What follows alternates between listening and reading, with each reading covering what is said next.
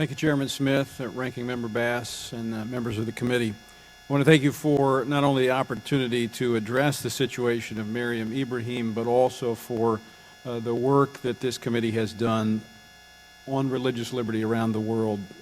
And with that, I want to briefly address the broader issue of religious liberty internationally. I'd like to address the why and the how. First is the why. Now, I'm here, as many have tracked the media reports that have been out there, some accurate, some not. I've worked with members of this committee, other members of Congress, and I've also engaged in conversations, ongoing conversations, Sudanese officials. The why we're here, I think, is very clear. We're here because of the courage of a 27-year-old mother.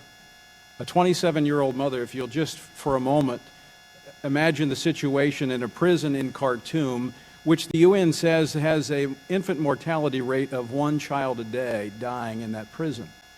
At her side, 8 months pregnant, is a 20-month-old boy. And she is told that if she will denounce her faith in Jesus Christ, there's the door, you can be a free person. But yet she refused to denounce her faith because she had the courage to stare death in the face. What has America done? Where is the courage in America to speak out for those who are suffering at the hands of dictators who refuse to recognize not an American right, but a human right of religious freedom, to determine the destiny of one's own life, to live your life according to your own conviction and your faith?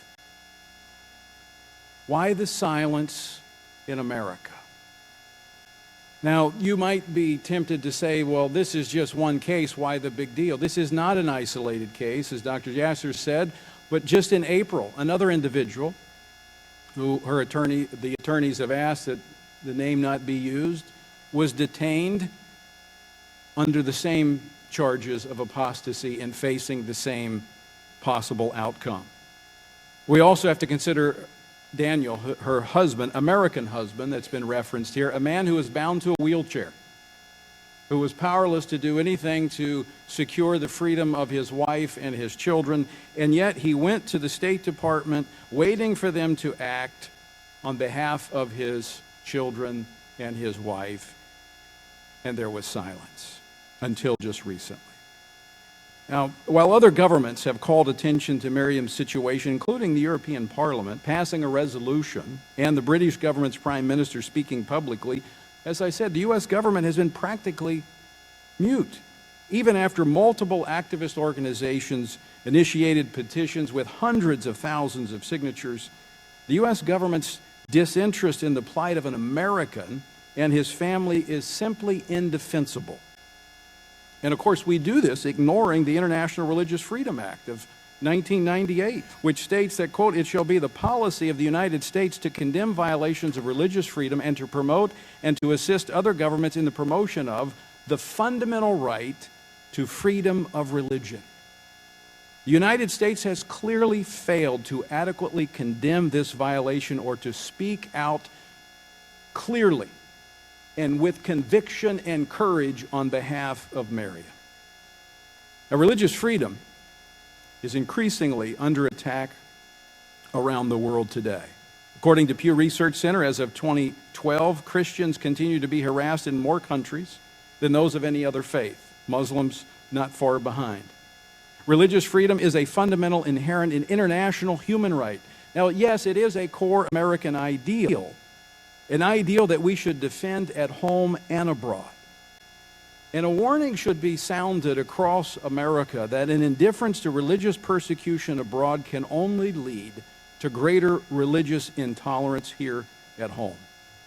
Now, the binding International Convention on Civil and Political Rights, which has been referenced, the ICCPR, explicitly states everyone shall have the right to freedom of thought, conscience, and religion.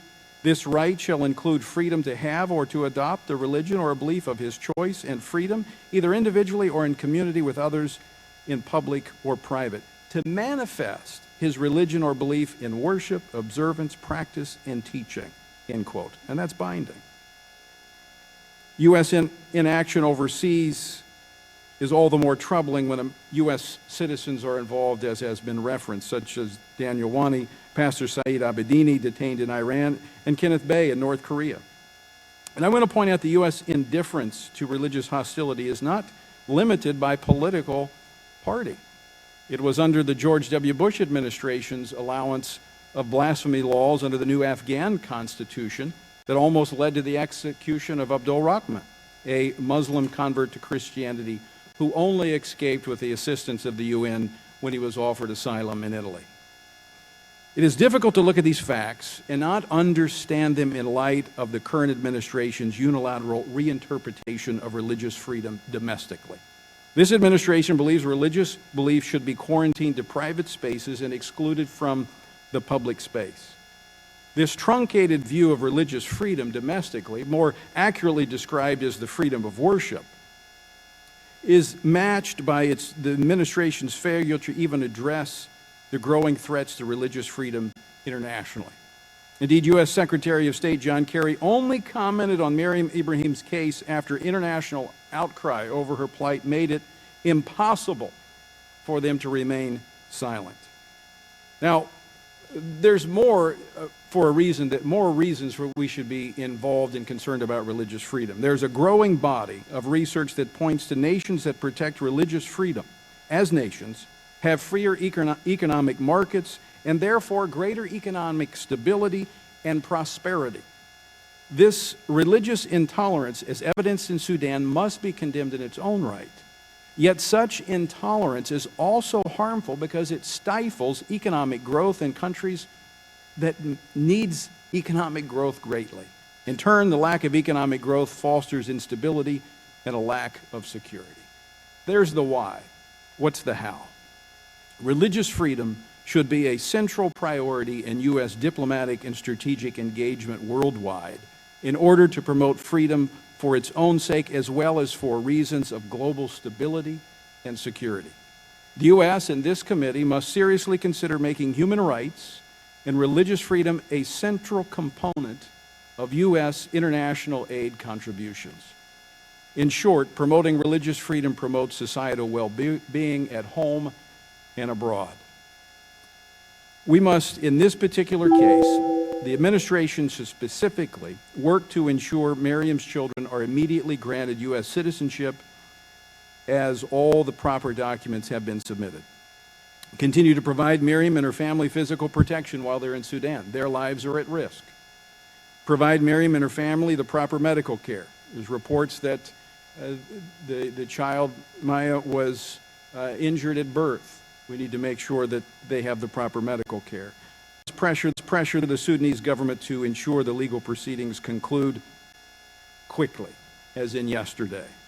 And then, secondly, we must urge Congress to pass H.R. 601, the Trent Franks bill that condemns the treatment of Meriam Ibrahim and pressures the administration to act in accordance with the United States' responsibility to be a strong advocate for religious freedom generally and Meriam specifically.